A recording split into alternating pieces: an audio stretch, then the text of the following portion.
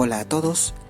Este viernes 13 de septiembre a las 3:15 de la tarde se va a llevar a cabo el partido entre Deportivo Garcilaso y Asociación Deportiva Tarma, correspondiente a la 10ª fecha del torneo clausura de la Liga 1 Te Apuesto 2024.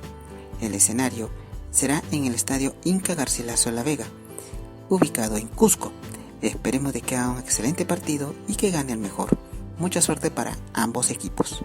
Muchas gracias.